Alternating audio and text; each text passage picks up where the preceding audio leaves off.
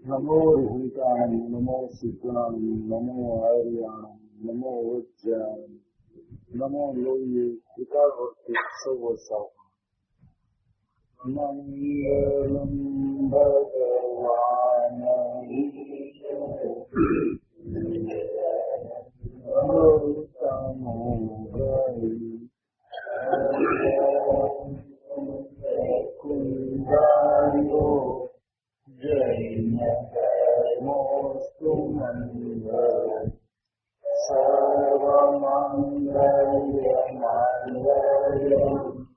सर्वकल्याणकारिणं शरदानं सर्वधर्माणां जैनं जयतु शास्त्रम्। ओंकारवीरो संयुक्तं नित्यं ध्यायन्ति योगिनः कामदं मोक्षदं चैव ओंकाराय नमो नमः। नमः समयसाराय स्वानुभूत्याय चकाशते चित्स्वभावाय भावाय सर्वभावान्तरचिते अज्ञानतिमिरान्धः ज्ञानाञ्जनशलाकया चक्षुरुन्मिलितं येन तस्मै श्रीगुरुवे नमः। आत्माज्ञानं स्वयं ज्ञानं ज्ञानात्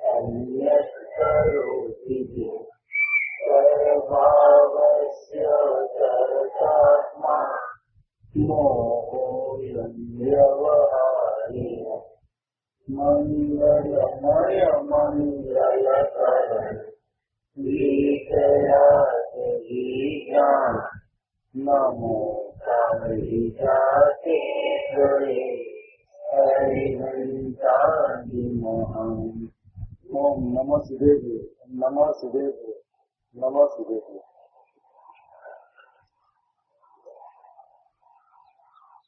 स्वामी श्री कर्मगांव इनकी 11 नंबर की गाथा और उस मंगलमय गाथा पर पूज्य गुरुदेव श्री का मंगलमय प्रवचन। आचार्य भगवान यह कहता है कि अनादिकाल से ज्ञायक भाव किसी का तिरोभूत हुआ ही नहीं। जो ज्ञायक भाव तिरोभूत नहीं हुआ उसको तिरोभूत इसलिए कहा गया कि वो प्रकट होने के बावजूद भी, विद्यमान होने के बावजूद भी उस भगवान आत्मा के ऊपर उसकी दृष्टि नहीं गई और दृष्टि नहीं जाने से ज्ञायक भाव ठहर गया, तिरोभूत हो गया, ऐसा कहने में आता है। मार्मिक बात तो यह है कि जो इस ज्ञायक भाव की दृष्टि करना चाहे तो किस तरह से दृष्टि कर सकता है, क्या दृष्टि करने का उपाय क्या है। तो इस संदर्भ में पूज्य गुरुदेव से फरमाते हैं कि राग की मलिनता और तूने अनादिकाल से राग की मलिनता को देखा, उस मलिनता के समय तेरा निर्मल स्वभाव ज्यों का त्यों विद्यमान है। इस निर्मल स्वभाव ने मलिनता का स्पर्श नहीं किया। जो मलिनता दिखती है और आजादी की है, उस समय भी त्रिकाल गायक भाव ज्यों का त्यों जैसा का तैसा पड़ा हुआ। वस्तु जैसी की तैसी है और मैं गायक हूँ ऐसा विश्वास नहीं हुआ। इतनी सी भूल रह गई, बस और एक दृष्टि की कमी है। वस्तु व्यवस्था के अंदर में उसका कोई भी हस्तक्षेप काम में नहीं आता, न वो कुछ कर सकता है न हो सकता है। परिणाम के अंदर में न कोई अदल बदल हो सकता है, न कुछ आगे पीछे हो सकता है। वो त्रिकाली द्रव्य ज्यों का त्यों, जैसा का तैसा, अनादि अनंत एक रूप है। अब करना क्या? प्रश्न यह आता है कि अब क्या करें? वस्तु की व्यवस्था की ओर से देखा जाए तो विनायक भाव की सिद्धि भी है और प्रसिद्धि भी है। पर पदार्थों की क्षेत्रों की सिद्धि है, लेकिन गायक भाव की सिद्धि भी है और प्रसिद्धि भी। गायक भाव का होना भी है और वो जानने में भी आ रहा है। तब परिणाम को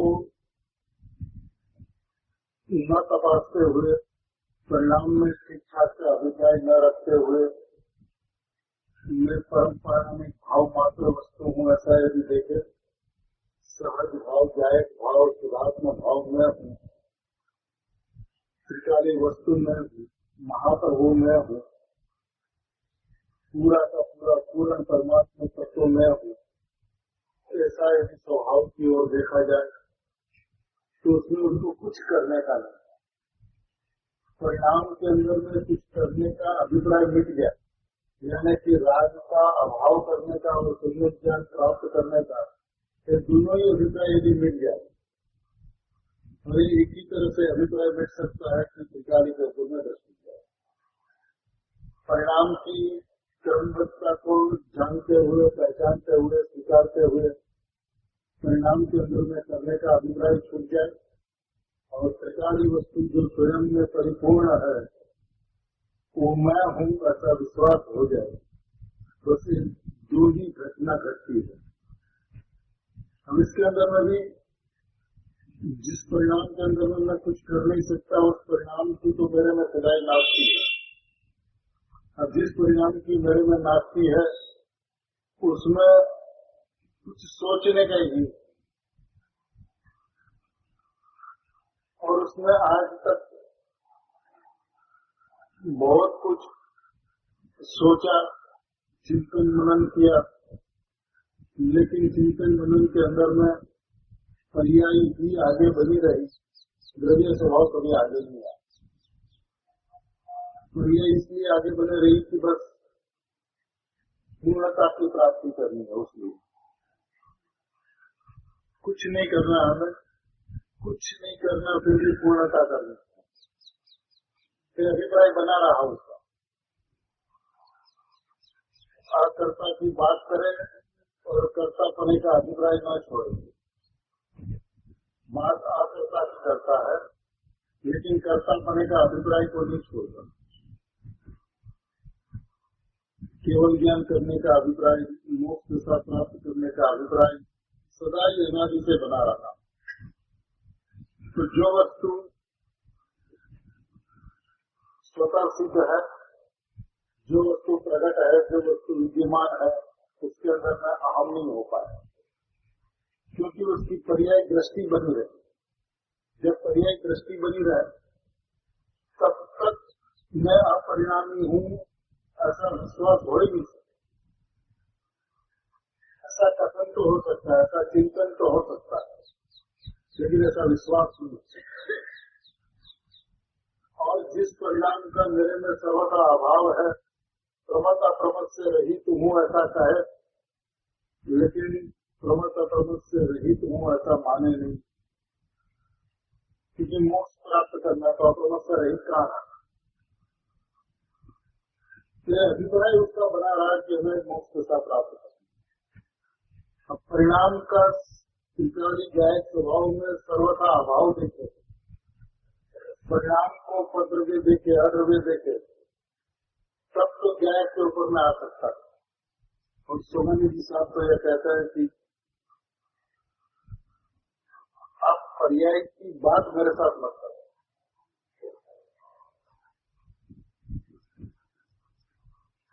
जब तक पर्याय की बात आप करते रहोगे तब तक दिल दिमाग के अंदर में पर्याय गूंजती रहेगी।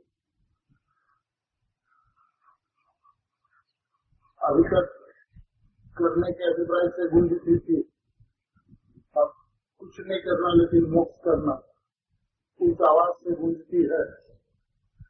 और कल इससे आगे जाकर पर्याय से रहित ज्ञान तत्व है, पर्याय से रहित है, रहित है, रहित है, रहित है, इस भाव से गूंजती रहेगी कि किसी भी स्थिति के अंदर में पर्याय बुद्धि नहीं मिल सकती। पर्याय बुद्धि तो तब मिल जाए कि जब द्रव्य के अलावा किसी को देखे ही नहीं, द्रव्य के अलावा कुछ चिंतन के अंदर में, मनन के अंदर में, भोजन के अंदर में, ये चिंतन के अंदर में, किसी भी स्थिति के अंदर में अपरिणामी के अलावा कुछ चलेगी। न तो पानी की मलिनता से हमें कोई मतलब है, न पानी की निर्मलता से हमें कोई मतलब है। ऐसा उपेक्षित भाव यदि पर्याय के प्रति न हो तो द्रव्य के अंदर में अहम नहीं है। इसे मलिनता टालने की है और निर्मलता प्राप्त भी करनी। दोनों स्थिति के अंदर में पर्याय के स्वभाव के ऊपर में लग जाएगी, क्योंकि वो प्रयत्न करेगा मलिनता टालने का,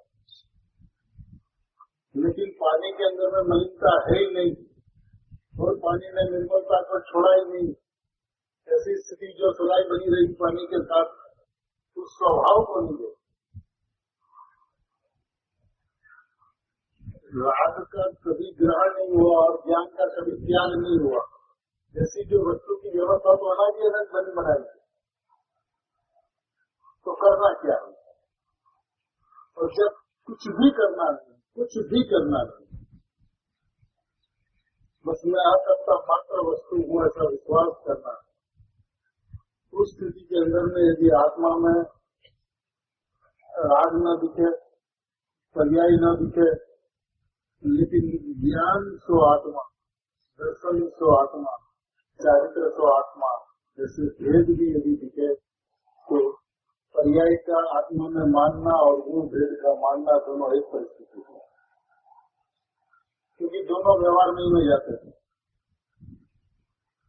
स्वभाव से वो बाहर ही रहता है और स्वभाव के अंदर में जाने का विधान यह है कि स्वाभाविक एक ज्ञान भाव, बस उतनी सी वस्तु, उतना सा मैं, स्वाभाविक एक ज्ञान भाव मात्र वस्तु, इसके अलावा और कोई बात ही अंदर में न चले। मैं श्री कहते थे तू ही तू, तू ही तू, बस तू ही तू के अलावा कुछ न चले। उस तरह से मैं ही मैं, बस इसके अलावा कुछ न चले। ये एकमात्र उपाय है वस्तु के अंदर में बैठने का, घुसने का, पसरने का, फैलने का, विराजमान होने का, कि जहाँ शुद्धात्मा के अलावा और कुछ होता ही नहीं।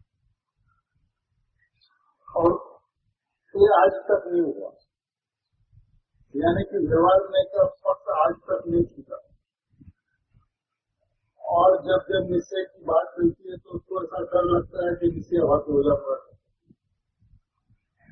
या तो प्रमाण का लोप बना रहता है या निश्चय भाव का डर बना रहता है। और सच में देखा जाए तो आत्मा की को निश्चय भाव का डर होना ही नहीं चाहिए। क्यों नहीं होना चाहिए? क्योंकि अनादिकाल से व्यवहाराभासी रहते हुए स्थिति में कोई अंतर नहीं पड़ा। यदि कल निश्चयाभासी हो भी जाए तो फर्क क्या पड़ने वाला है? तो उसकी चिंता करने की जरूरत नहीं। लेकिन निश्चय स्वभाव के पक्ष में आने से आत्मा से निश्चयाभासी नहीं बनता, निश्चय का अभ्यास ही बनता। ये गारंटी है, बिल्कुल गारंटी है। निश्चयाभासी तो वो बनता है जिसे द्रव्य पर्याय की व्यवस्था का स्वीकार नहीं। निश्चयाभासी वो बनता है जो देवशास्त्र गुरु को मानता है। निश्चयाभासी वो बनता है जो शास्त्र स्वाध्याय इत्यादि करता है। ये सब आत्मार्थियों के जीवन के अंदर में, नित्य क्रम के अंदर में घटने वाली घटनाएं हैं, तो उसे निश्चयाभास का डर नहीं होना चाहिए। ज्ञानियों का आशीष है कि भैया तो एक बार निश्चय के पक्ष में आया तो निश्चय का अभ्यास हो जाओ। उसके बिना चैन नहीं पड़ेगा। जैसे सुगंध साहब कहता है कि एकांत नहीं मिलता है तो मैं अंदर में एकांत बना लेता हूँ। और अपन ने कल एक बात की थी, प्रयोग के लिए समय कहाँ से निकाले, उस संदर्भ में यदि सुगंध जी के जीवन में से देखा जाए तो किस तरह से रात को सोते थे। जब तक रात को मस्ती में बैठे तब तक तो बैठे, और जब नींद आवे सोना है तो पद्मासन में सो जाते थे। अब यदि कोई व्यक्ति पद्मासन में सो जाए तो पासा तो पलट नहीं सकता, और पलटने का विकल्प आवे तो जग जाए, नींद टूट जाए।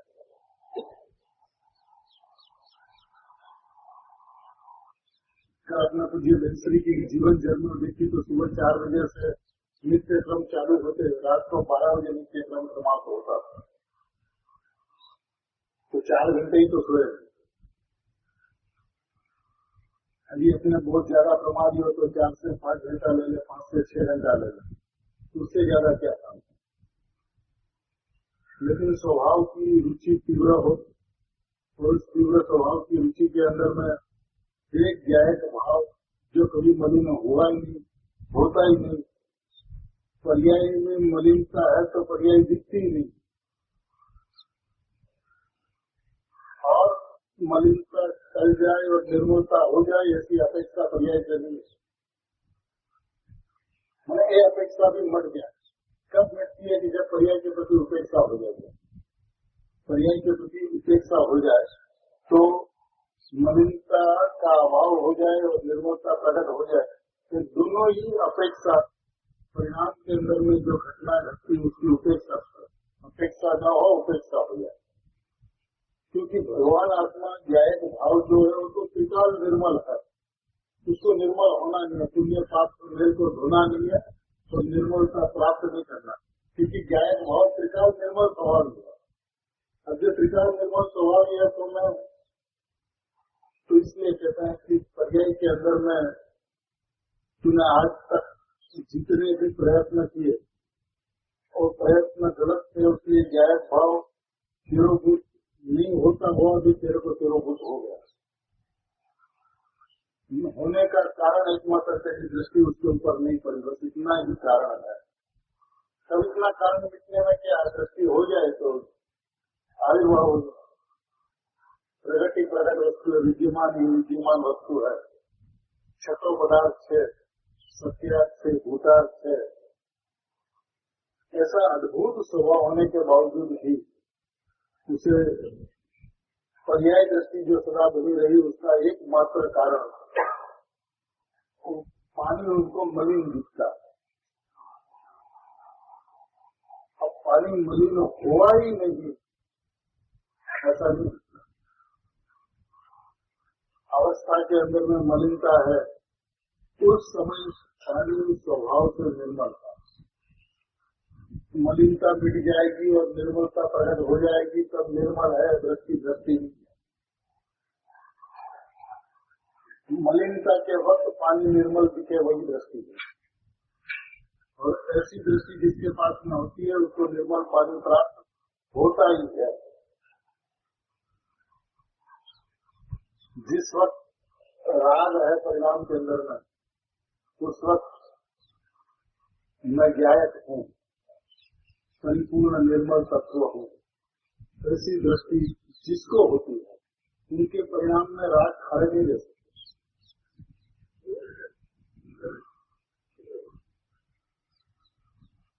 क्योंकि जब परिणाम में थे तब परिणाम में नहीं थे, जब परिणाम में थे तब परिणाम में नहीं थे, तो जब परिणाम में देखे नहीं, अपने त्रिकाल स्वभाव को देखे तो परिणाम में रहेंगे भी नहीं,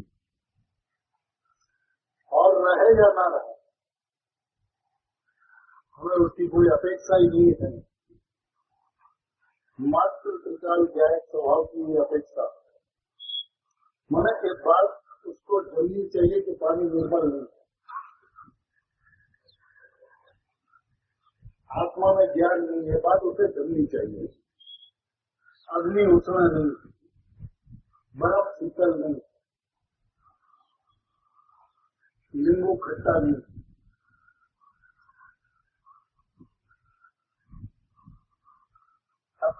देखने का तरीका है वस्तु को कि जहाँ आपने एक गुण से देखा तो अनंत गुणों को आपने उस वक्त उसमें नहीं देखा। एक भेद से वस्तु को देखा तो एक गुण के साथ में जो अनंत गुण है तो दृष्टि में नहीं आया। तो इस भेद के ऊपर में दृष्टि जाने से मलिनता ही उत्पन्न होता है, पर्याय में राग ही उत्पन्न होता और कुछ नहीं। लेकिन वस्तु तो वस्तु है, पानी सो पानी है, बर्फ सो बर्फ है। उसको बर्फ को शीतलता से नहीं देखा जाए, अग्नि को उष्णता से नहीं देखा जाए, आत्मा को ज्ञान से नहीं देखा जाए। हाँ जी, बात तो सारी बात आती है कि लक्षण लक्ष्य को प्रसिद्ध करता है। अभी हमारा लक्ष्य ही अपरिणामी है तो उनका लक्षण भी अपरिणामी ही होना चाहिए। परिणाम उसका लक्षण नहीं हो सकता, परिणाम भी उसका लक्षण नहीं हो सकता। परम परिणामी भाव उसका लक्षण है अपरिणामी। अब अपरिणामी का लक्षण भी परम परिणामिक भाव है, वो भी अपरिणामी। तो वस्तु को जो देखने का विधान है वो जैसा स्वभाव है वैसा देखे, भेद से न देखे। अब ज्ञान प्रदान शैली के अंदर में तो सारी बातें आती है, लेकिन जब दृष्टि की बात चलती है तो उसके अंदर में भेद का ही अभाव है। ज्ञान दर्शन चारित्र सुख विवेक सब कुछ होने के बावजूद भी जब दृष्टि ज्ञान के ऊपर में जाती है तो भेद नहीं दिखते। अब भेद नहीं दिखते तो भेद का अभाव है वस्तु का। तो गुरुदेव श्री कहते गुणों कहीं ने अभाव सेवा में आयो है। ज्ञान दर्शन शास्त्र इत्यादि है तो ये बात गलत नहीं है, लेकिन दृष्टि के अंदर में अनुभूति के अंदर में वस्तु के अंदर में जाकर जब देखते हैं तो भेद नहीं दिखता। अब भेद नहीं दिखता तो भेद का तो अभाव होता है। तो अभाव है, मैंने भेद को देखना माने मलिनता, भेद माने मलिनता और अभेद माने स्वभाव। अभेद माने क्या है?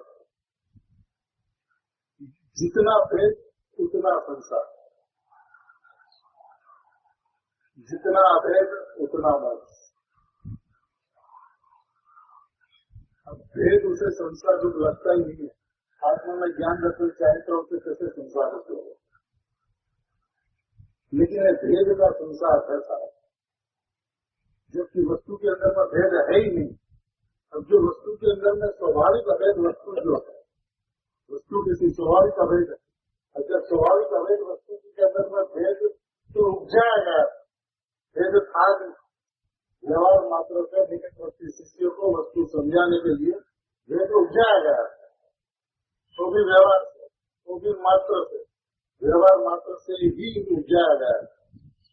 तो वस्तु जैसी है वैसी न देखे, जैसा ग्रहण न करे तो दृष्टि उसके अंदर में प्रखर नहीं सकती।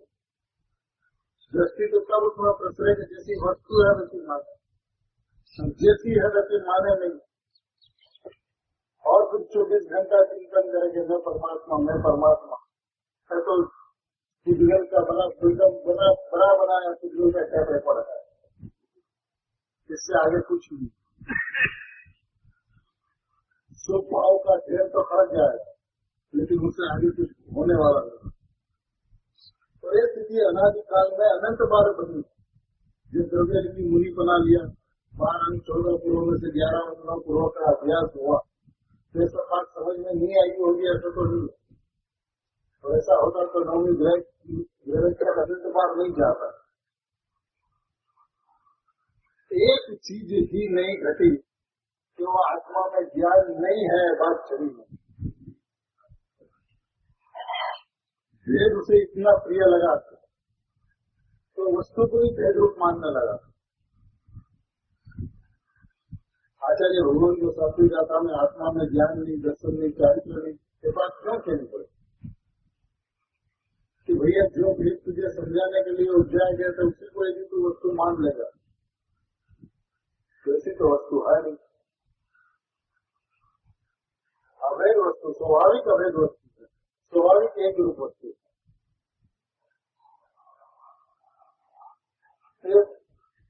बात बहुत कठोर लगती है। जो ये बात कही जाती है कि आत्मा में राग नहीं है, ये बात तो समझ में आती है। राग आत्मा में कैसे, वो तो मलिन है। तो जब अनुभूति होती है तब राग नहीं रहता, तो केवल ज्ञान और मोक्ष में राग का सर्वत्र अभाव हो जाता है। तो राग आत्मा में नहीं है, बात तो समझ में आती है, लेकिन ज्ञान आत्मा में नहीं है।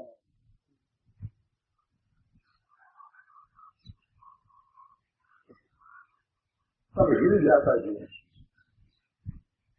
और यदि यहाँ पर वो मक्कम हो जाए कि जैसे राग के परिणाम आत्मा में नहीं है, ऐसे ज्ञान के परिणाम भी आत्मा में नहीं है। ज्ञान गायक को जानता है, भेद वस्तु के अंदर में नहीं है। गायक ज्ञान का यही है ऐसा नहीं है, पर ये तो यही नहीं है, लेकिन गायक भी यही नहीं है। तो बात यदि अंतरंग में एक बार दृष्टिकोण एक बार समझ में आ जाए, उसी क्षण जीवन धन्य हुए बिना नहीं रह सकता। क्योंकि ये सारा का सारा संसार जो खड़ा हुआ वो भेद का संसार, अध्यात्म के अंदर में आकर भी तो रुकता है ना, नहीं तो कहाँ रुकता है, भेद में रुकता है। ज्ञानात्मक नायक तो जड़ाई है ना, ज्ञानात्मक नायक तो जड़ाई है। और ज्ञान और व्यायक और जानने में तीनों क्या है, निश्चय है क्या? और पर्याय का निश्चय हो तो हो, द्रव्य का निश्चय है क्या? यदि द्रव्य का निश्चय नहीं है तो फिर उसके अंदर में आसक्ति, और द्रव्य के अंदर में अहम और एकत्व और विश्वास आए बिना दृष्टि उसके अंदर में प्रसर ही नहीं करती।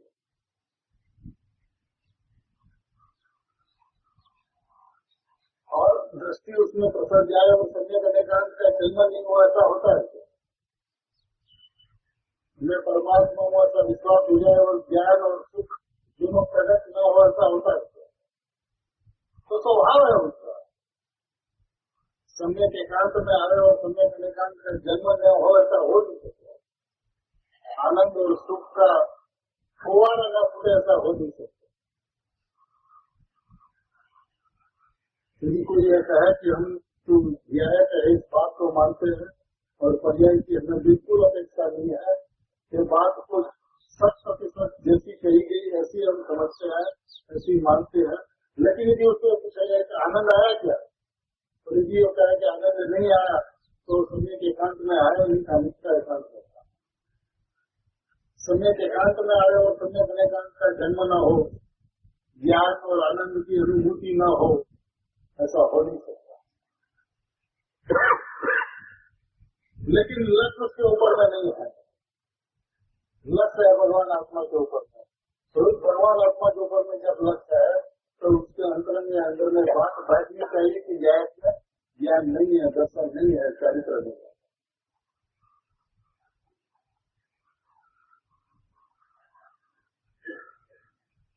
पानी मलिन भी नहीं है और पानी निर्मल भी नहीं है।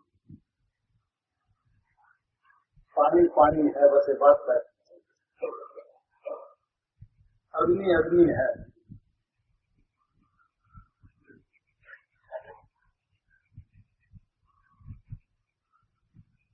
अग्नि लकड़ी को जलाती है, ये बात भी गलत। अग्नि उष्णा है, ये बात भी गलत है। अग्नि अग्नि है, बस वो एक बात गलत नहीं है। भेद विवक्षा, भेद अपेक्षा वस्तु जैसी है ऐसी दृष्टि में नहीं आने देता। उस अपेक्षा से अग्नि उष्णा है, बात गलत है। विवक्षा नहीं समझे तो उसमें भी उसका अहित है, और विवक्षा समझकर वस्तु स्वभाव पर आ जाए तो हित ही हित है। इससे मीठे वचन और जीवनी के अंदर हो नहीं सकते। पानी बिल्कुल नहीं है, ऐसा निर्णय करने के खास किसको नहीं जानता।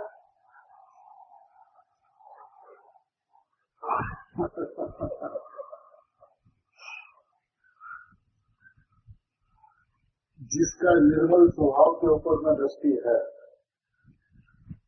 और निर्मल स्वभाव को ही देखता है, और निर्मल स्वभाव के ऊपर दृष्टि देते जो स्थिति जो घटना घटती है उसका नाम का रखता है, उसका नाम शुद्ध नहीं है। वो पानी की मलिनता और पानी का निर्मलता का ज्ञान करके तटस्थ तीसरी वस्तु डाली जाती है, लेकिन आत्मा के साथ में देखा जाए तो आत्मा और राग इन दोनों के बीच में कुछ डालना नहीं। मैं आत्मा हूँ ऐसा विश्वास का नाम का फल है। मलिनता और निर्मलता दोनों ही पर्याय है, उससे मैं सिधाई रही थी।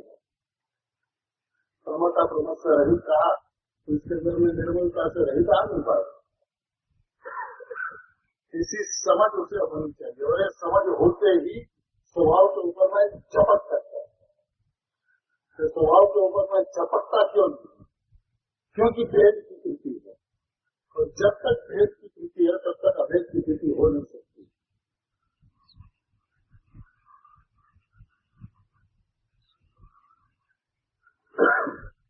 अनादि से स्थिति बनी रही है। अध्यात्म में आकर नजदीक आकर समीप आकर भी वो लौट जाता है। उसका कारण यह है कि आत्मा में ज्ञान दर्शन चारित्र नहीं है, इस बात को हजम नहीं कर सकते।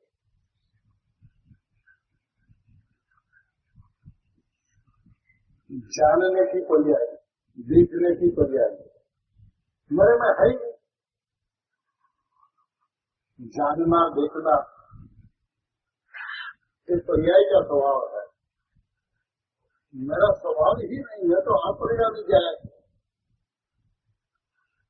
और मेरे में है तो त्रिकाल जाए का त्रिकाल जानना त्रिकाल पड़ा हुआ इतना है,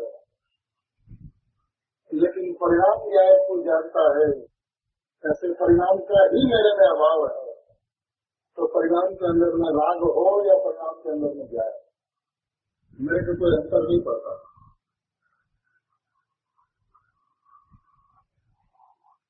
बात तिखी लगे तो तिखी लगे, लेकिन सही तो यह है कि बात गले से उतारे बिना शुद्धात्म तत्व में हूँ, शुद्धात्म तत्व में हूँ, ये बात जम नहीं पाएगी। विचार तो चलेगा, लेकिन जीवन व्यतीत हो जाने के बावजूद भी जो काम एक प्रवचन में होना चाहिए और लाख प्रवचन सुनकर भी नहीं होता। क्यों नहीं होता? क्योंकि वो भेद से ऊपर नहीं होता, भेद से ऊपर नहीं आता। तो ज्ञान दर्शन चारित्र के आत्मा उससे ऊपर नहीं आता, और ये भेद है, व्यवहार नहीं है, और व्यवहार नहीं तो मेरे को क्या करना है? जो असत्य के अवतार है, जो झूठा है, अब उसको पक्ष में रहकर करना क्या, सिद्ध क्या करना है?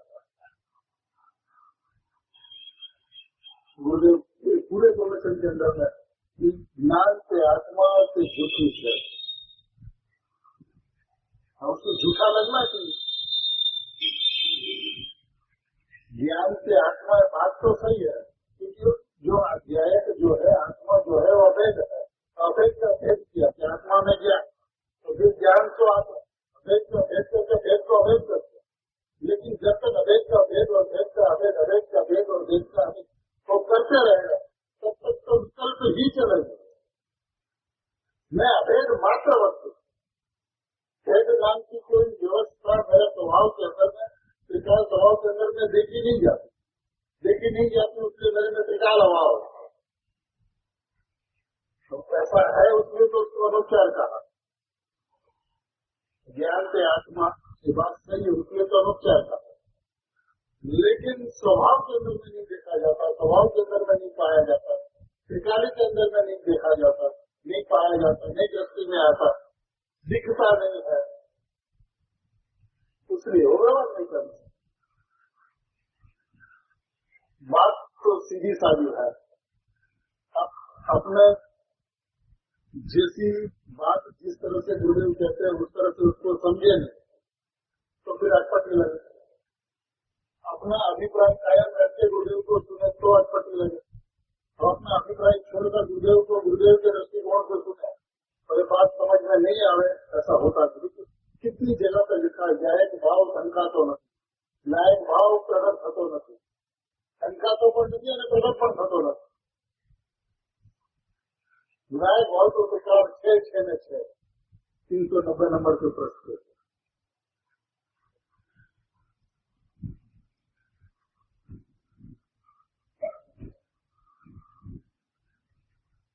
तीसरा पैराग्राफ है, न्याय भाव 6 तो कोई मलिन घटो જ નથી તો પર્યાયમાં મલિનતા છે, પર્યાય મેલી છે। न्याय भाव तो एवो ने एवो પડ્યો છે, तो एवो ने एवो પડ્યો છે, उसमें करना क्या है? ऐसा कैसा पड़ा हुआ है न्याय भाव ढंका तो नहीं, न्याय भाव प्रकट तो नहीं। अब जब ढक जाए तो उसको प्रकट होना पड़े, ढकता ही नहीं है तो प्रकट करने की बात ही नहीं है। न्याय भाव तो त्रिकाल है अवश्य मैं, उसको प्रकट नहीं करना, वो ढकता नहीं है, आच्छादित नहीं होता, दृष्टि नहीं है उसलिए आच्छादित हुआ ऐसा कहने में आता। अब दृष्टि हो जाए तो प्रकट ही है, प्रकट करना नहीं।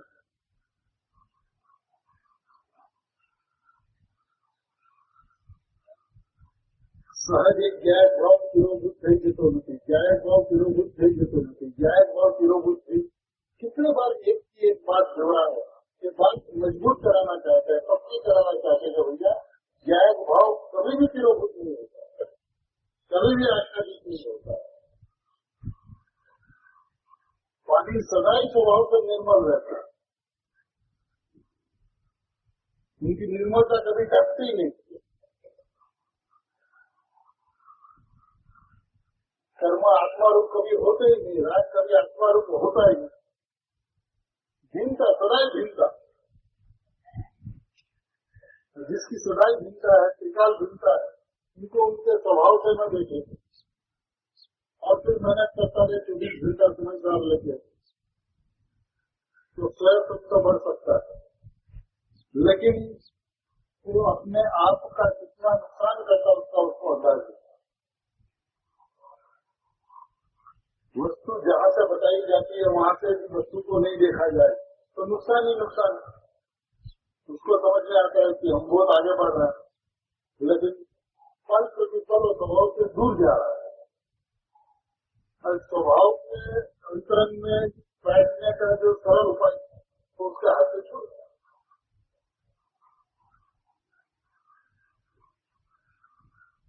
न विभाव से उसको मतलब है, न पर्याय स्वभाव से उसको मतलब है।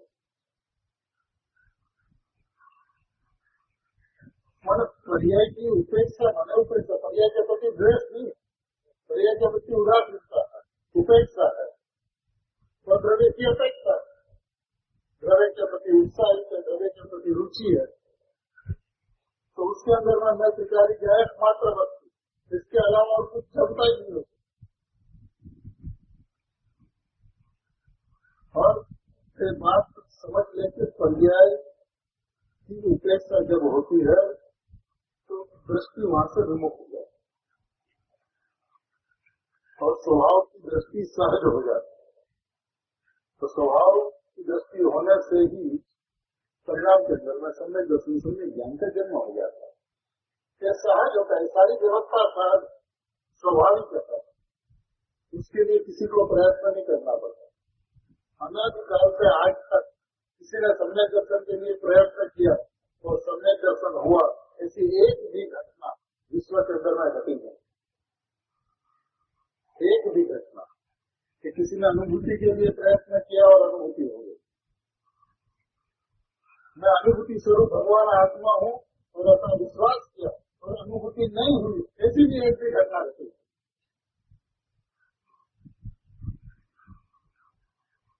त्रिकाल स्वभाव का विश्वास करे और अनुभूति न हो ऐसा हो नहीं सकता, और अनुभूति को चाहे और अनुभूति हो जाए ऐसा भी हो नहीं। त्रिकाली की महिमा एक पूरा का पूरा 11वीं गाथा का प्राण है। शुद्ध नहीं, कोई एक मात्र शुद्ध नहीं भूतार्थ है, ऐसा कहकर आचार्य देव ने परम परम उपकार किया। एक भूतार्थ, एक भूतार्थ, बाकी सब अवतार, क्योंकि वो शुद्ध में यह कहती है कि वस्तु जो है वो नया है, बाकी सारे व्यवहार तो जैसा नहीं है वैसा करती, शुद्ध नहीं जैसी वस्तु है वैसा करती। व्यवहार में वस्तु जैसी नहीं है, राग भाव है जड़ का चाहे जीव का, पर्याय है अजीव और चाहे जीव, सात तत्व अजीव है और चाहे वो जीव के है, प्रकट करने लायक है। व्यवहार नहीं का स्वभाव है, उस व्यवहार को अपन गले लगाते हैं, जैसी वस्तु नहीं है वैसा बतलाता उस व्यवहार में को गले लगाते हैं, और शुद्ध नहीं जैसी वस्तु है ऐसी बतलाता है।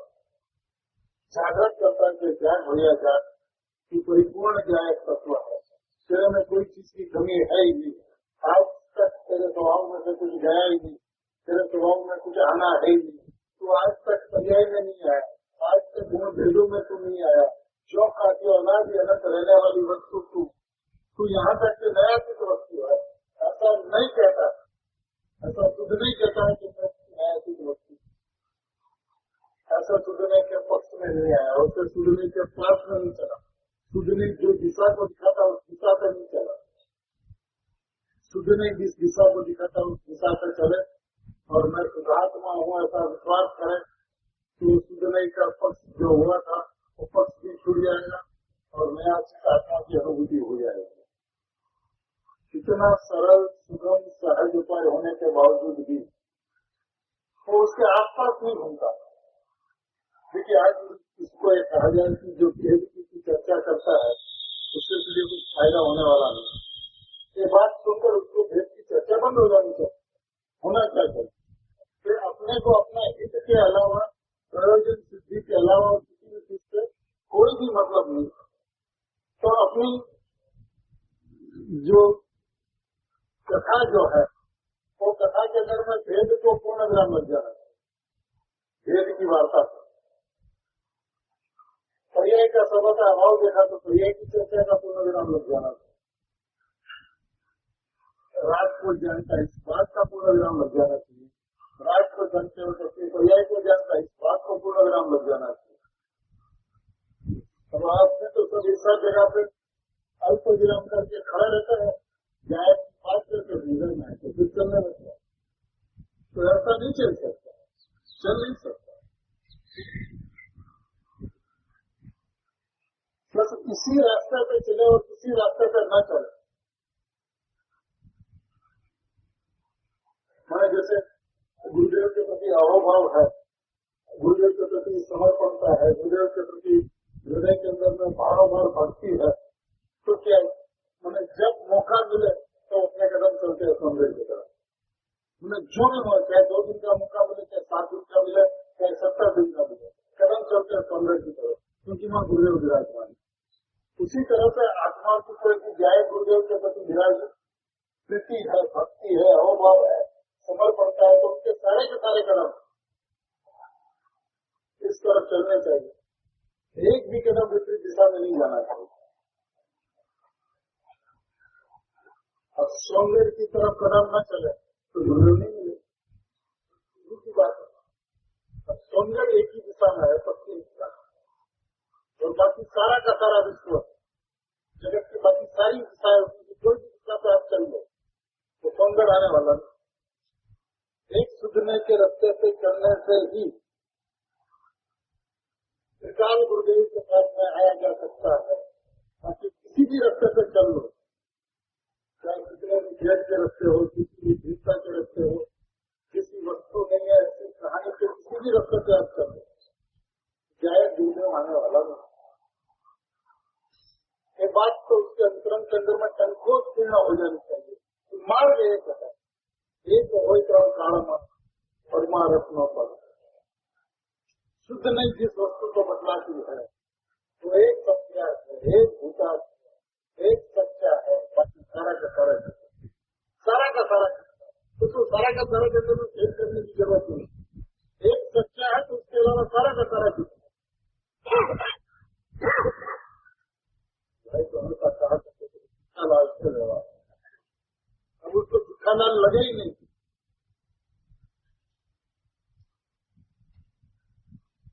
तो व्यवहार मीठा लगे, अच्छा लगे, वो बताता ज्ञान बतलाता तो आत्मा को। अरे भैया ज्ञान तो आत्मा ऐसा विकल्प, उसके अंदर में आत्मा नहीं, तो भेद है और वस्तु स्वाभाविक अभेद है। ज्ञान निर्विषय है, ज्ञान अभेद राज्य है, तो ज्ञान की व्यवस्था भी इतनी अद्भुत है, इतनी अलौकिक है कि ज्ञान को उनके स्वभाव से देखा ही नहीं। ज्ञान को भी देखा तो साकार रूप से देखा, तो साकार रूप का भी सही में साकार भी निराकार साकार है, ऐसा साकार नहीं देखा। ज्ञान का जो साकार रूप है उसका निराकार साकार है। जानता भी है तो अपने को जानता है, संसार को जानता है, तो अंदर अंदर में सब कुछ है, बाहर में कुछ है ही नहीं, और अंदर अंदर में जो कुछ भी ऐसा भेद भी नहीं है, तो स्व है। ज्ञान का जो कुछ भी है वो स्व है, तो स्व लोक उनका है। ऐसी अद्भुत वस्तु व्यवस्था होने के बावजूद भी वस्तु को वस्तु के स्वभाव से नहीं देखना, उससे बड़ा दुर्भाग्य और कि अनादिकाल से एक घटना अपने साथ घटित हुई, तो उसी के लिए सुधात्मा की बात अपने पास नहीं आई, ऐसा नहीं। मैं सुधात्मा हूँ ऐसा रख नहीं लगाया, ऐसा भी नहीं। लेकिन एक बार भी सुधने के पक्ष में नहीं है, क्योंकि सुधने का पक्ष इसे कहता है जहाँ आत्मा की अनुभूति हो, उस आत्मा की अनुभूति के पहले के समय की क्रिया को सुधने का पक्ष है। जब तक अनुभूति नहीं हो तब तक उसको सुधने का पक्ष कहा नहीं जाएगा। ऐसा अपूर्व पक्ष उनको कभी नहीं आया। कारण क्या? कारण कि व्यवहार में का पक्ष अनादि से छूटा ही नहीं।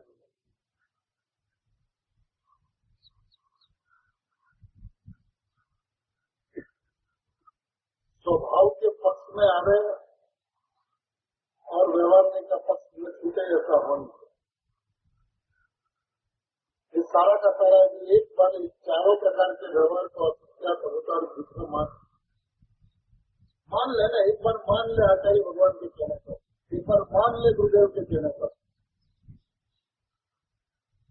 फिर रिजल्ट नहीं आएगा तो अपन चर्चा करेंगे।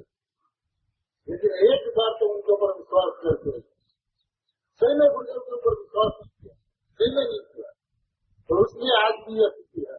अनादिकाल में अनंत गुरु मिले, उनकी बात नहीं, तो आज यह स्थिति है। अरे गुरुदेव हर जगह पे हाथ पकड़ के भैया जय भाव छतो कर लेते, जय भाव छतो कर लेते, हाँ ये भी सामू जोतो नहीं એટલે એને ढंगाई दिया। क्या बोले, कितना बोले, किस तरह से समझा रहे? यह जय भाव जो प्रकट है तो उसके ऊपर दृष्टि नहीं देता, उसलिए वो ढक गया। ऐसा कहने में आता, ढकता नहीं है, आच्छादित नहीं होता, विरोधित नहीं होता। प्रकट वस्तु सदाई प्रकट है, इसलिए जिसे प्रकट थतो नहीं, भगवान आपको प्रकट नहीं थतो, प्रकट है।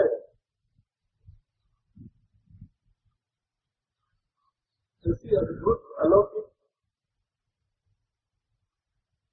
अद्भुत से अद्भुत वस्तु की व्यवस्था इसीलिए स्पष्ट है कि शब्दों के अंदर गुरुदेव के एक शब्दों के अंदर में जिन्हों सहज एक न्याय भाव ढंकाई गए थे, ढंकाई गए व्याख्या હતી कि न्याय भाव ढंका तो नहीं। इसके परिवर्तन 391 नंबर पर 391 नीचे से ऊपर का करेगा। जिन्हों सहज एक न्याय भाव ढंकाई गए थे, ढंकाई गयानी व्याख्या હતી न्याय भाव ढंका तो नहीं। व्याख्या ढंका ज्ञानी व्याख्या कि ढंका तो नहीं। किस तरह से बात को समझाओ बताओ आप? मैंने एकदम स्पष्ट बात है कि ढंकाई जो उसके ऊपर दृष्टि नहीं तो ढंकाई को, लेकिन व्याख्या कितनी कितनी कि ज्ञान भाव ढंका तो नहीं, हटता नहीं, छिपता नहीं ज्ञान। सदा प्रकट, सदा विद्यमान, सदा आचरण, ऐसा ज्ञान भाव सदा ही प्रकट है, सदा ही प्रकट है, प्रकट करना नहीं प्रकट है।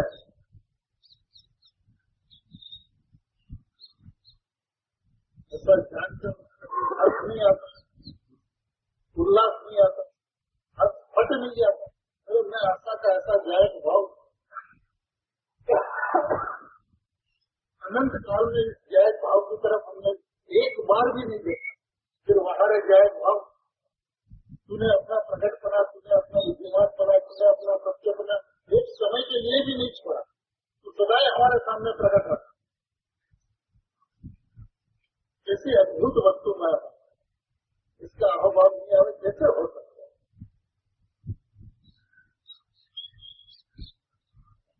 संख्या जीवन की व्याख्या आती, नायक भाव धनका होगा। मैंने उसका मतलब वो सारी बात कही जाती है, तो वस्तु तो प्रकट की प्रकट रहती है। जो वस्तु प्रकट है, प्रकट की प्रकट रहती है, ऐसा मैं हूँ, तो प्रकट करने का अभिप्राय मिल जाए। मैंने सम्यक दर्शन में आत्मा का लक्ष्य करेंगे तब वो प्रकट हो गया, वार्ता समाप्त हो गई, दुनिया की चर्चा होती गई।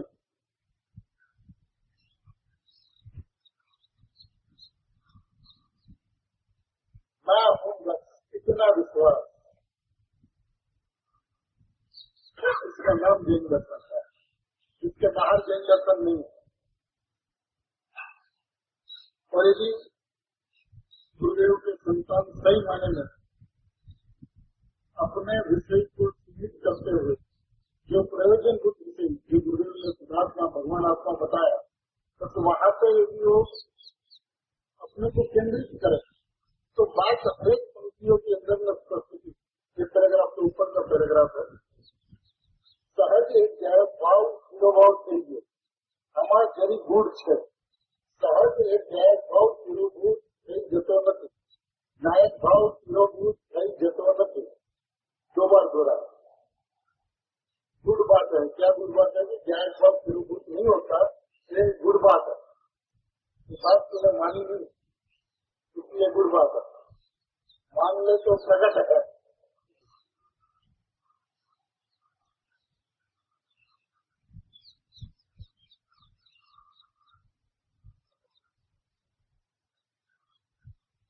द्रव्य भाव द्रव्य स्वभाव से इसको कायम सूत्र निर्मलानंद जिसको द्रव्य भाव द्रव्य स्वभाव से इसको कायम सूत्र निर्मलानंद है, પણ જે મલિનને જોનારને નાયક ભાવ શંકા તો ન હોવા છતાં એને શંકાઈ ગયો એમ કહેવામાં આવે છે।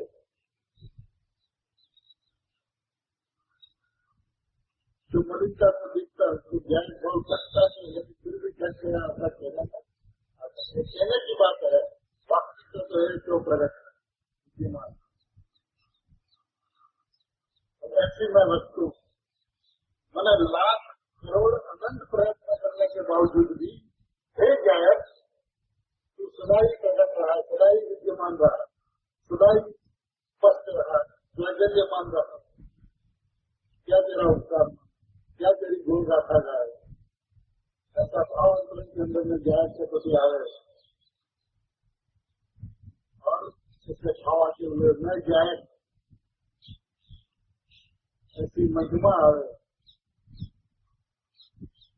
तो प्रकट वस्तु प्रकट रह जाती है और दृष्टि समय कर जाती है।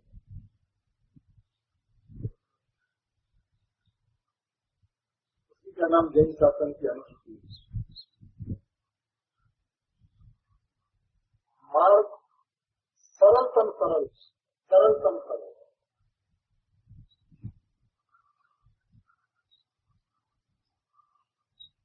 लेकिन तेरी आदोड़ाई है जो वस्तु को जिसकी कैसे समझने में तो उसके लिए तैयार नहीं है, पर्याय की उपेक्षा करने के लिए तैयार नहीं, पर्याय की उपेक्षा करने के लिए तैयार नहीं होता तो द्रव्य की अपेक्षा नहीं होती। अब पर्याय का मेरे में स्वभाव सर्वथा अभाव ही है, ऐसा न देखे तो पर्याय तो कुछ दृष्टि नहीं है। पर्याय में राग है, पर्याय में ज्ञान करना है, अभिप्राय बना रहे न पर्याय में राग है न ज्ञान करना है। अभिप्राय बने बिना स्वभाव के ऊपर दृष्टि जा ही नहीं सकती। अभिप्राय तो कम से कम पहले जिसकी वस्तु है ऐसा अभिप्राय तो बने, और अभिप्राय बने और वस्तु समझ में नहीं आ रहा ऐसा हो नहीं सकता। बस क्या कठिनाई क्या है, सरल है एकदम, बिल्कुल बिल्कुल सरल है। लेकिन जिसकी वस्तु है वैसा माने नहीं और वस्तु उसको समझ में आ जाए ऐसा नहीं।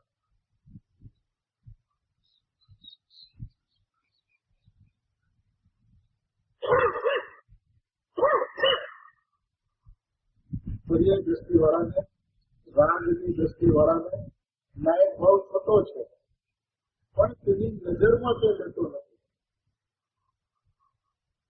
સ્પષ્ટ કરે पर्याय दृष्टि वाला ने, रागनी दृष्टि वाला ने न्याय भाव थતો છે પણ તેની નજરમાં તે લેતો નથી। नजर में नहीं लेता, दृष्टि में नहीं लेता है तो प्रकट माता के ढंकाई गए। व्यक्ति में नजर में नहीं लेता इसलिए वो उसको ढक किया है। क्यों? उसको पर्याय दृष्टि वाले को, राग दृष्टि वाले को, मलिकता को दिखने वाले को मत तेरे में नहीं है वो मलिकता, तेरे में वो पर्याय का ही अभाव है। मलिकता और निर्मलता दोनों ही पर्याय का तेरे में अभाव है। ऐसा देख है तो वस्तु जो प्रकट है वो अनुभूति में आ जाएगी।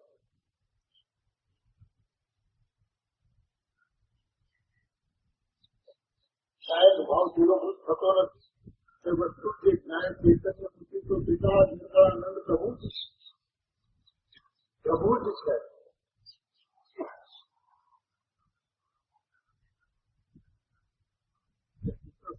शायद भाव जीरोभूत थतो નથી वस्तु के ज्ञान चैतन्य बुद्धि तो पिता निर्मलानंद प्रभु जी है। पिता निर्मलानंद प्रभु जी है, जीरोभूत नहीं होता।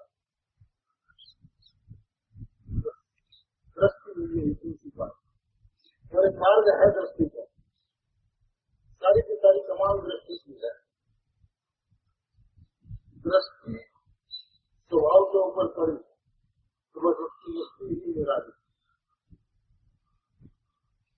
और अस्थि की मस्ती यही वस्तु के अंदर में पसंद जाने का, फैलने का, बैठने का, जमने का एकमात्र उपाय है। जैसा स्वभाव है गुरुदेव ने फरमाया है, अंतरंग में जाकर देखा है, देख के बताया है और इस बात का विश्वास करते हुए